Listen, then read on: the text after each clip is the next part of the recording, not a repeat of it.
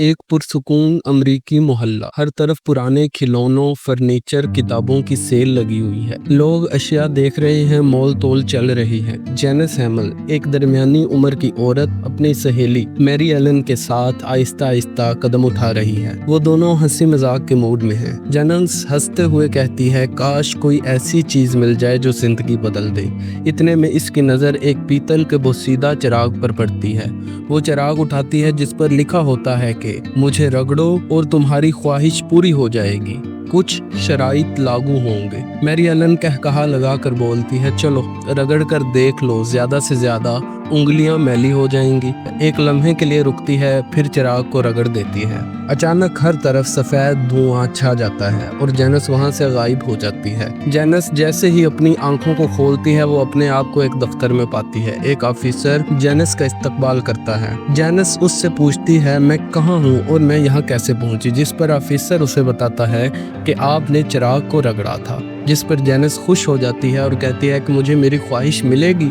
जिस पर ऑफिसर उसे बताता है कि आपको एक नहीं 3 ख्वाहिशात मिलेंगी और हमारा अदारा अरसा दराज से लोगों की ख्वाहिशात पूरी करता आ रहा है। जेनिस अपनी पहली ख्वाहिश बताती है कि उसे $10 मिलियन चाहिए। जेनिस अपनी दूसरी ख्वाहिश बताती है कि वो 10 साल जवान नजर आना चाहती हैं। जेनिस अपनी तीसरी ख्वाहिश बताती है कि उसका साबिका शोहर 18 माह के लिए जिनसी बीमारी में मुब्तला रहे। ऑफिसर जेनिस की तमाम ख्वाहिशें सुनने के बाद उसे ख्वाहिशात के कॉन्ट्रैक्ट के बारे में बताता है।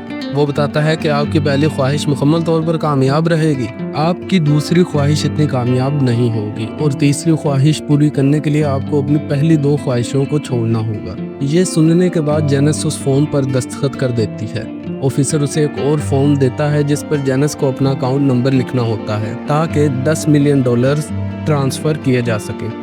जेनिस उकता कर कहती है कि मुझे मेरी ख्वाहिशात कब मिलेंगी। ऑफिसर उसे डॉक्यूमेंट्स की तस्दीक करवाने के लिए एक कितार की तरफ भेज देता है, जहां पहले ही कई लोग अपने ख्वाहिशात हासिल करने के लिए कितार में खड़े हैं।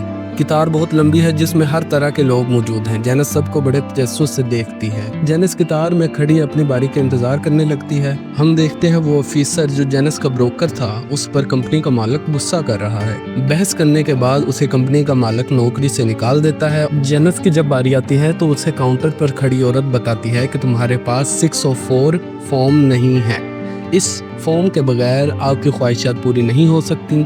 जेनिस इससे दरियाफ्त करती है कि इसे यह फॉर्म कहाँ से मिलेगा, जिस पर वो औरत उसे बताती है कि आप अपने ब्रोकर से राब्ता करें। जेनिस घबरा कर अपने ब्रोकर के कैबिन की तरफ जाती है। वहां खड़े कंपनी के मालिक से दरियाफ्त करती है कि क्या आपने मेरे ब्रोकर को देखा है, जिस पर कंपनी का मालिक इसे बताता है कि वो ब्रोकर अब यहाँ काम नहीं करता, हमने उसे निकाल दिया है। जेनिस उसे बताती है कि मेरे पास 604 फॉर्म नहीं है। तभी दफ्तर की घंटी बजती है और मालिक उसे बताता है कि दफ्तर का वक्त खत्म हो चुका है, आप कल आकर वो फॉर्म ले सकते हैं। ये कहते ही कंपनी का मालिक गायब हो जाता है।